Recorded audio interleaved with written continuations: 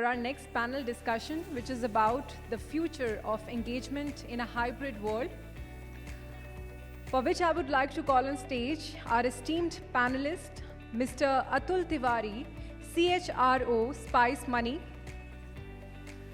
Mr. Gautam Saraf, Global CHRO, FNP, Mr. Lionel Paul David, Head HR, Watertec India, Mr. Robin Scaria, CHRO, RapiPay Fintech, Ms. Sonal Kapoor Sinha, Head Human Resources, Esme Consumer, and the chairperson for this panel session, Mr. 𝗔𝗲𝗺𝗲𝗺, HR Head Manufacturing, Dixon Technology. Can we have a huge round of applause for all our esteemed panel members? Now I request Mr. Ajmer to please lead the session for all of us. Thank you very much. So good afternoon all. My name is Esme and I am supporting Dixon Technologies by leading manufacturing HR and IR over here. And I request to all of you to please welcome my panelist members today here. Since the topic which we are touching upon is very interesting, like the future of engagement in a hybrid model. So one is, at the end we are saying disengagement and we are talking about engagement. So it's very interesting topic. But one thing I also would like to request you, please, you can have a Q&A later on the session. So my first question will be coming up after introduction, a brief introduction about the team members. That's a one-on-one introduction first, and I will start with first question. So over to you, please.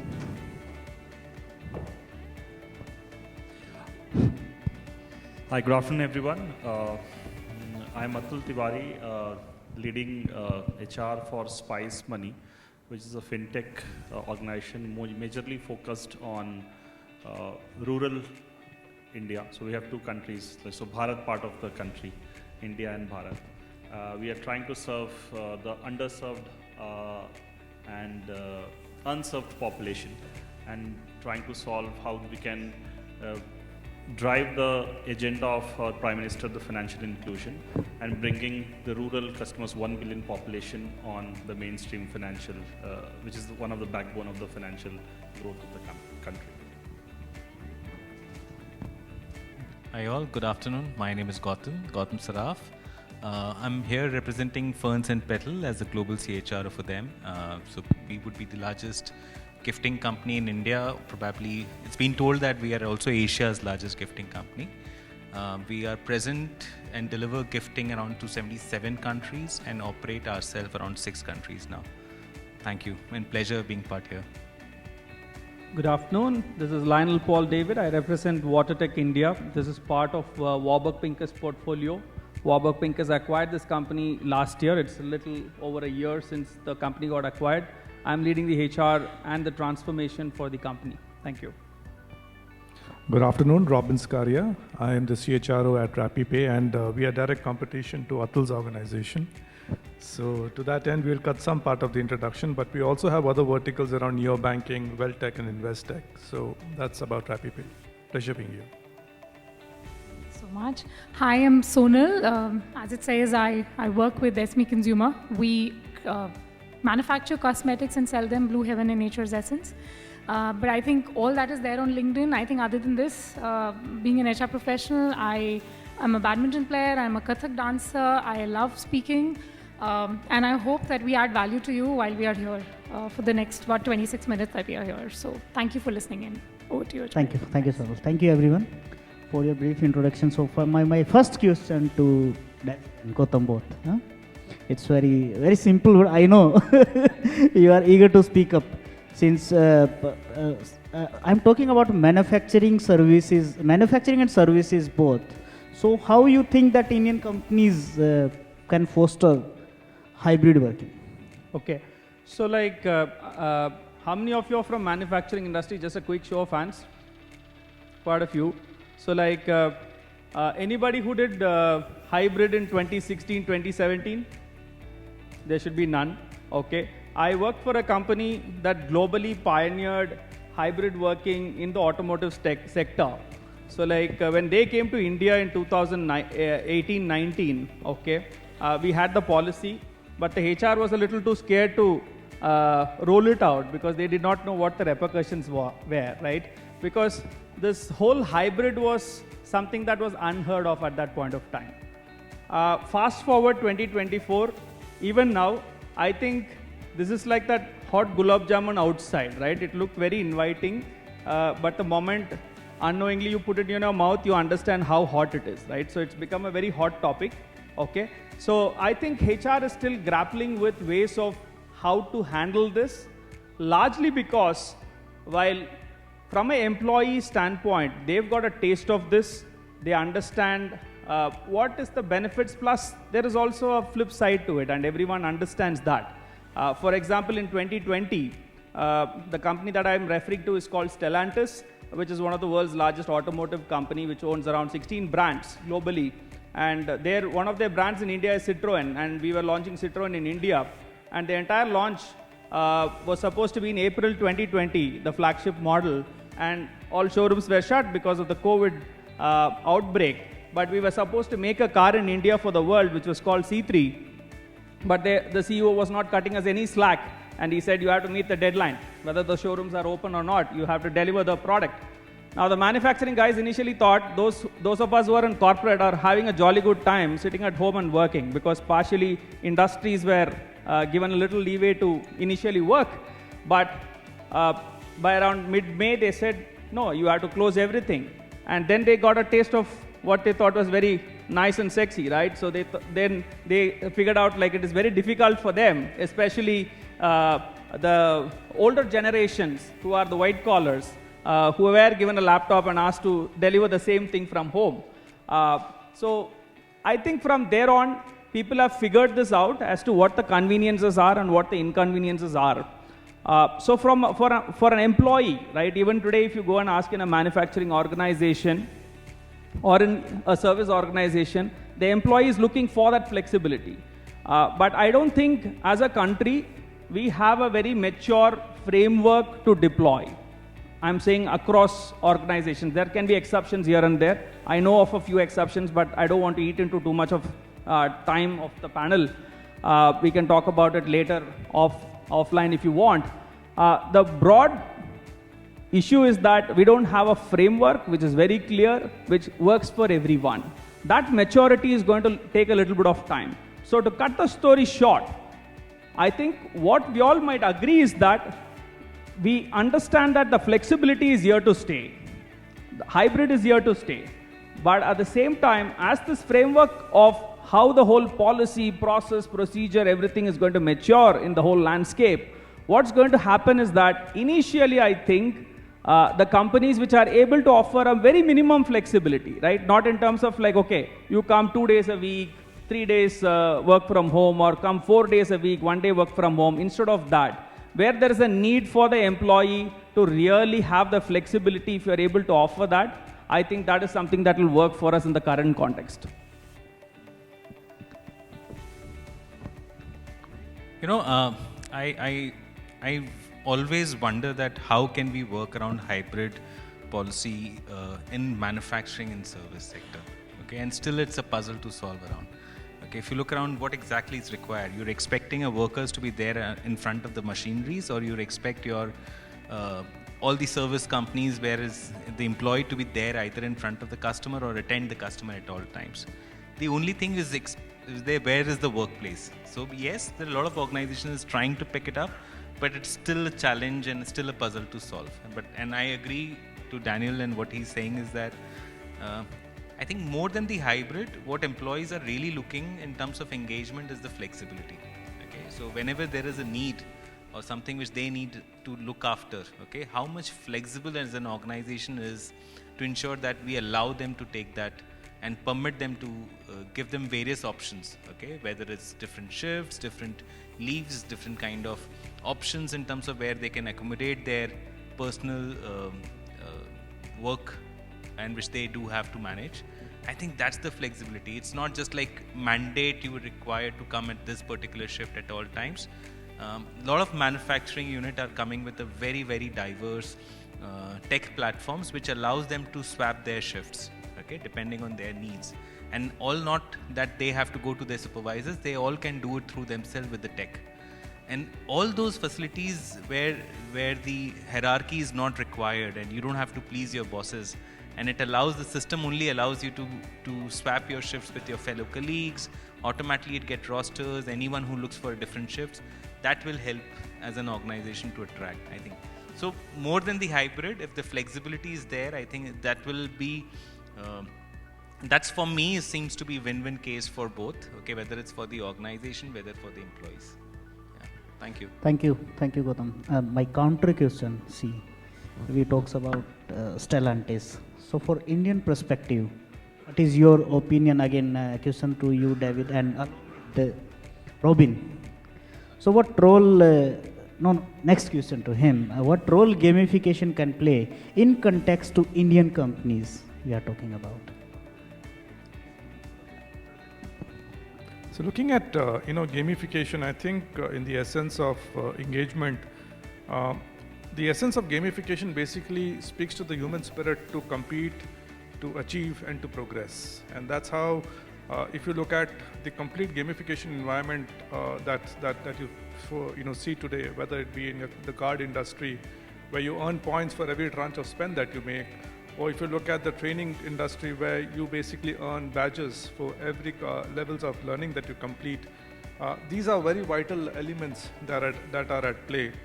But when I'm looking at gamification from an engagement perspective, the three important vectors from an engagement is how well you invest in the career of an individual, how does the employee perceive the cash compensation and the reward and recognition that he receives from the organization in response to the performance and the potential that is exhibited by the individual.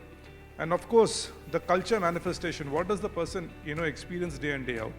Now these are three important vectors that actually impact careers, right? And when you look at gamification, there are multiple opportunities on hand, that can be enabled to fundamentally maximize engagement for individuals on each of these vectors, right? You could look at career enhancements, you could basically, create opportunities for the individual to go through assessment centers, and that itself is gamified by itself to identify gaps and to advise the individual what are the gap fulfillments the person has to progress on. And then that could relay into the various career paths the individual could take up. And then the person could actually, then gauge against how far and how well the person can actually, take any of the streams. So, gamification can play an important role there. Living the values of the company, you could simulate, interactions. That's another important way where you could actually gamify values, because what could be perceived as respectful in organization A could be construed in a cultural context as disrespectful, right? Specifically, if we're working across geographies, what is considered okay in one geography is not considered quite okay in the other geography, right? So I think those dimensions could also be gamified, specifically when you're working with cross-cultural staff. And so, in addition to that, if you were to recast it onto AI, AI by its very architecture is very iterative in its capability, right? It uses regression. And so the important dimension that starts, working out for AI, for gamification, is that it will enable personalization and productivity for the employee, right? So if you look at the outcomes for the individual, you would see velocity, you would see accuracy, and you'll see personalization of information coming the way of the individual, giving them very strong input specifically to the interactions of career, culture, and compensation, experiences. So gamification, can be recasted, and there are very major opportunities on hand where this can make a big impact. Thank you very much, Robin. Again, just add a couple of use cases maybe to complement what he said. The biggest challenge today for a large company that is pan-India or whatever becomes like, when you have to onboard people, right? So one of the best use cases starts with how you can keep them engaged during the onboarding process. So that is one place where gamification plays a huge role. Second is like in services, because our team is also related to manufacturing and services. Now, both in manufacturing and services, there are a lot of processes which can be seen very repetitive and boring for people, right? But at the end of the spectrum, you're also looking at how the delivery can be very seamless, the productivity can be stable, so does not go through the same ups and downs along with the person who's performing the task, right? So that is another area where you can really use gamification to kind of like, nudge people in the right direction of productivity. And third is like, how can you use gamification in terms of the, using the points, badges, leaderboards to kind of ensure that your rewards, recognition, everything can get not only tied back to it, but also how the whole feedback mechanism can also get tied back to it, right? So these are some of the use cases that currently I am using right now in my workplace in terms of gamification. Thank you, David. So I think it's nice thoughts you shared, but on the other hand, how do you think, my question to you, Atul and Sonal both, how do you think that this type of tools suddenly can enhance but not replace face-to-face interaction in hybrid world? So with this hybrid model, I mean, there is, as a lot of panel members have mentioned, there's a lot of question also whether how much sustainable it is. And I'll just quote, I read also very recently that almost a year back, 36% of the CEOs said that we want our workforce to come back. Now it is 80%, they want to come back. In fact, out of that, 86% are saying that we'll bring back people and give them raises or appraisals or promotions if they come back to office. So the reality is that intent at the back of the mind, for sure. Now everybody wants people to be back in office and work. And as what Gautam mentioned, it's not the hybrid as a policy or a permanent model which is going to be there, but more on a flexibility aspect which needs to be looked at, and that's what organizations are trying to devise. And there is no fixed model as such. Everybody is evolving, checking what is working well for them. In this whole aspect, there's a journey, right? That how we ultimately reach to the destination of what model really works for us. I think tool and digital intervention is very much required. And specifically, I'll just share my organization's example. We are present across 458 districts pan India. My employee workforce is there, right? We are hiring people at every blocks in the country. There, if you have to engage, I mean, somebody in HR, an engagement team, practically not possible to touch base with them. What are their challenges? And hence, technology is the only channel through which we can actually touch base with them. So we have deployed tools and systems which typically also checks, and it's like what Robin was saying in terms of little bit of gamification, right? So you just go and check how you will also bring people on that platform to come and tell. So we'll just say it's a ritual that you come every day and put what is your mood score today. So it's a moodometer, right? What is your engagement score? So what is working well? How your manager is treating you, right? So then these are some of the things wherein you get the pulse of the organization. And as leaders in an organization, when we see it is visible, at least anonymously also for their respective functions, we don't also put or declare, publish the names that who has mentioned what. But at least the managers and the leaders, they get to know that what is working well within their teams, within their function, and what is one area which they have to work on. So we typically looked into who is the most engaging manager, who is the most performing team, and then we correlate their performances. I think these are some of the things which happens through technology. It also helps to look at it, what is the industry benchmark, and that tool also gives us good visibility that what is something which organization like us, what is the engagement score of the industry, a benchmark where we are, and what is our engagement level. It also gives us a lot of good indications, like in terms of there are some disengaged workforce, right? And they are typically called people to meet. You go and meet and address what exactly the issue is.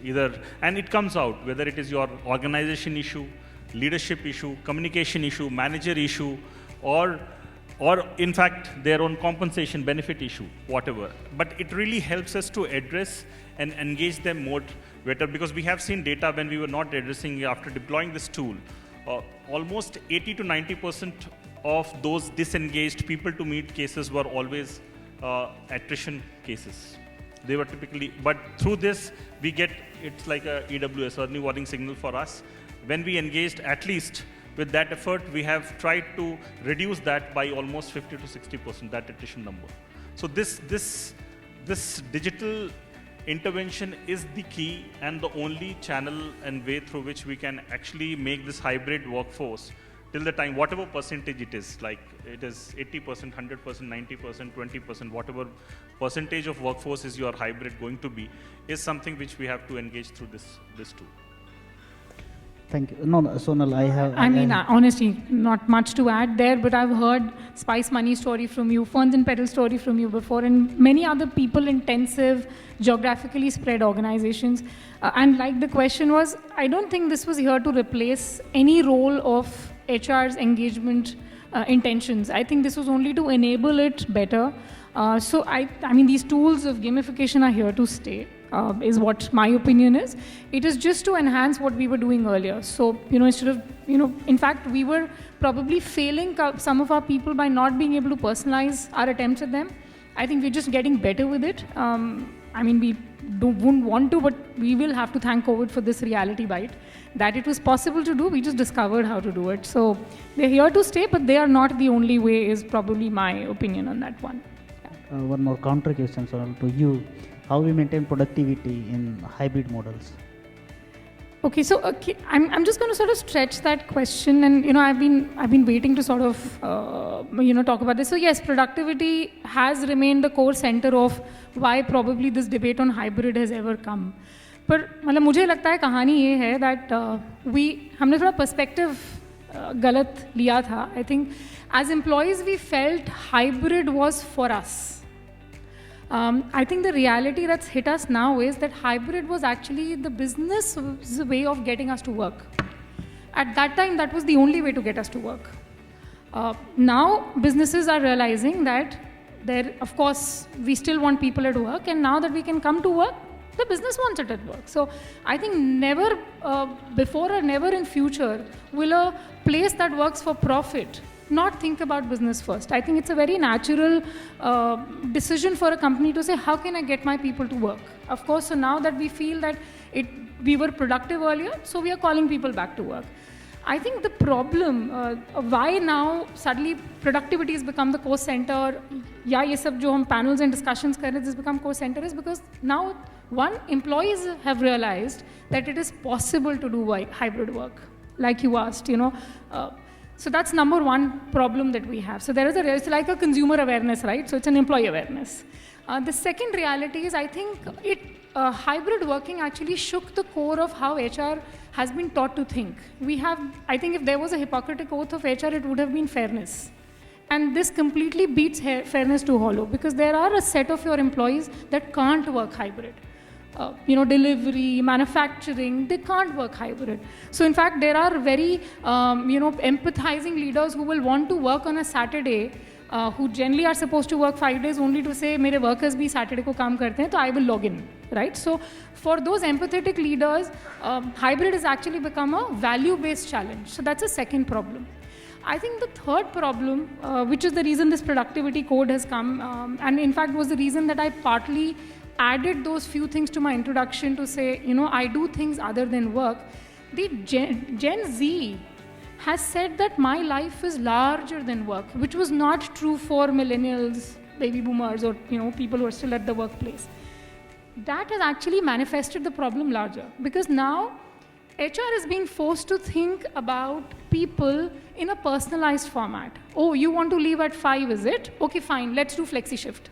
Oh, you want to also add another skill? Let's do marketplace. So it's like, I think the business's demand is not from people. I think the business's demand is back to the people function as it has always been. I have a problem. I need people to come to work, find a way how.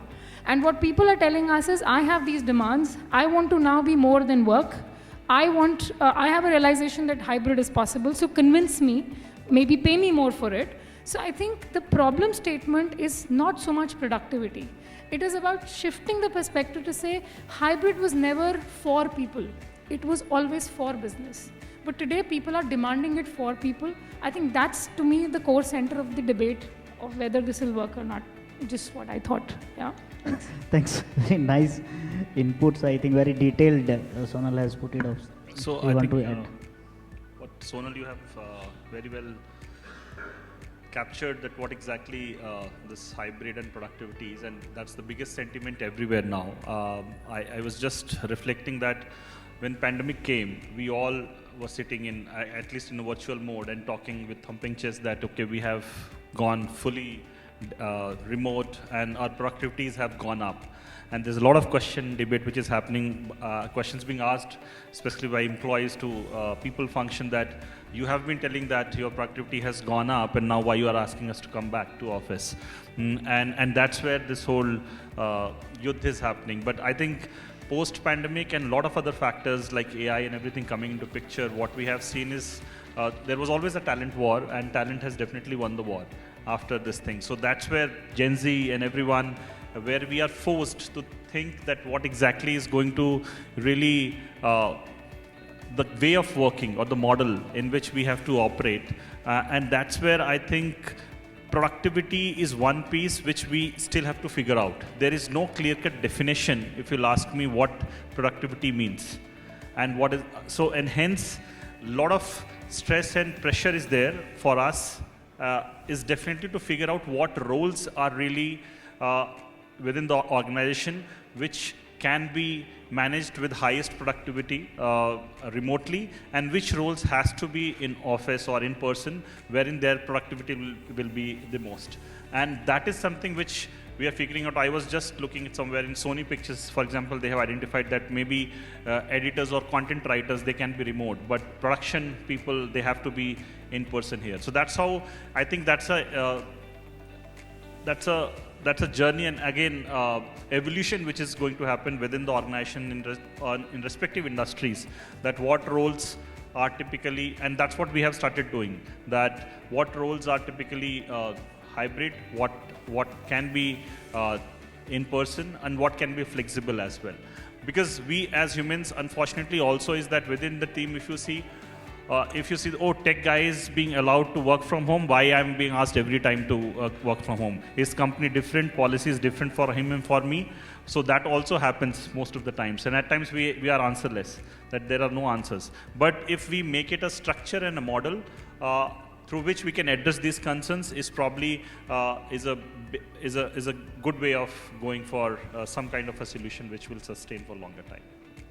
That's very good articulated. But my one question, and I think this is last question, which is out of syllabus. Since India is very diverse power, particularly per se during Navratra, if you go to Calcutta, people used to eat non-vegetarian, and India even we don't eat, onions, garlic onion.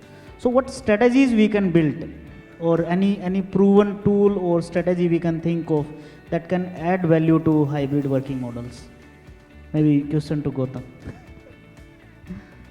I think the first thing first is accept it, that India is a diverse set of people, okay, and we have a lot of people who have different ethnicity, different religions, different culture they come from, different language they speak, okay. The moment we accept it, we also, and I think in some way we also do that, okay, as in thanks to the state governments, they have mandated their state holidays to be, which needs to be maintained, so which ensures that local festivals are maintained. But as an organization, if we start ensuring that there's local festivals are well maintained or are well celebrated and recognized by the leader itself, okay, and the same rituals being well accepted, okay. So let's say that we are all sitting in Delhi and we do not know about Durga Puja, and we do not, when I'm talking to someone in the East Bengal or let's say West Bengal, and anyone who was, for them it's very holy festival for them, okay, and I did not acknowledge that,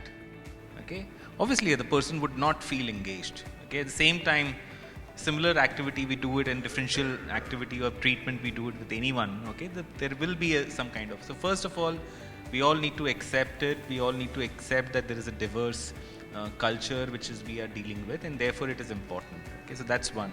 And I think when we are dealing with, prepare your leaders, prepare your workforce about it, and more about through your communication, through your channels of modes of communication which you are doing it, where you're celebrating each and everything and including the activities, I think that's also becomes critical.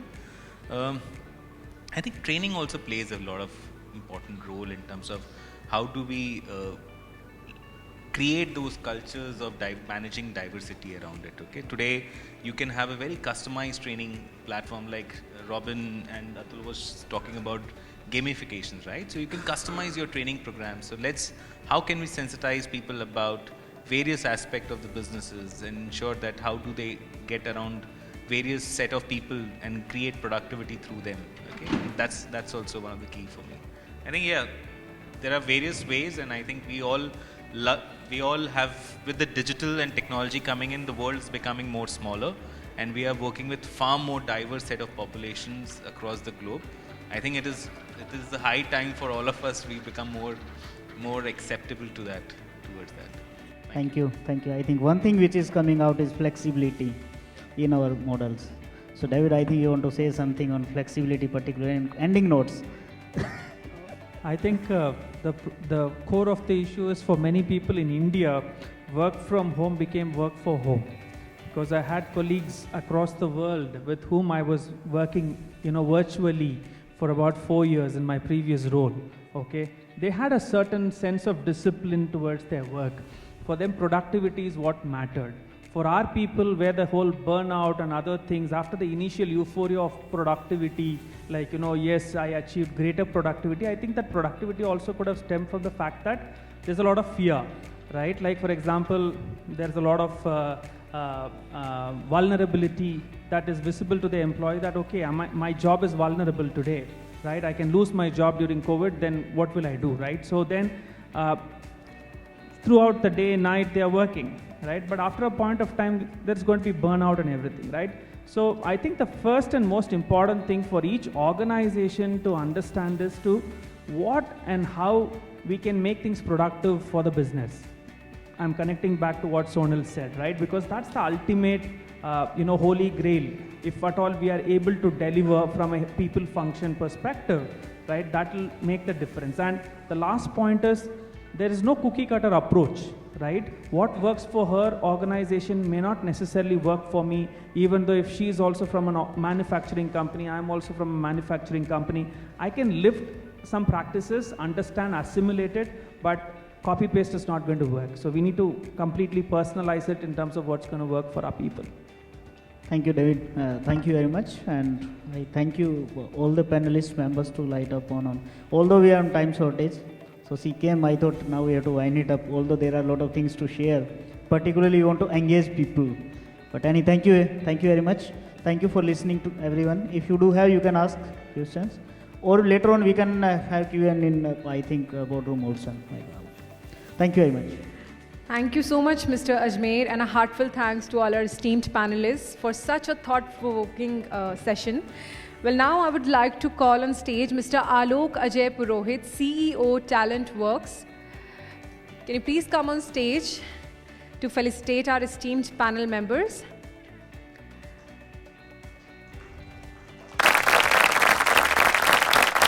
I request Mr. Atul Tiwari to please come forward to receive the felicitation award.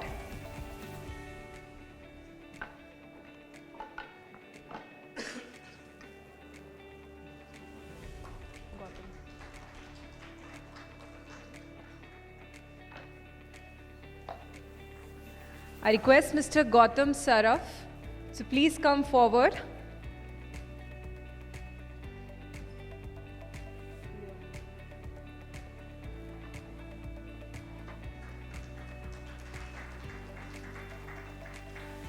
I request Mr. Lionel Paul David to please come forward.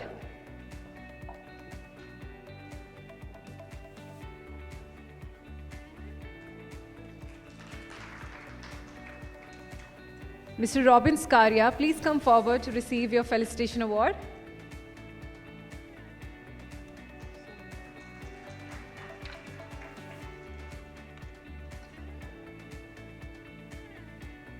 Ms. Sonal Kapoor Sinha, I request you to please come forward.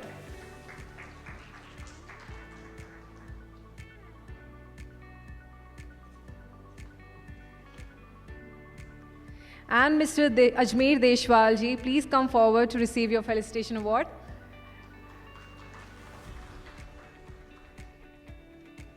I request to all the panel members, please come forward for a group photograph. Thank you so much.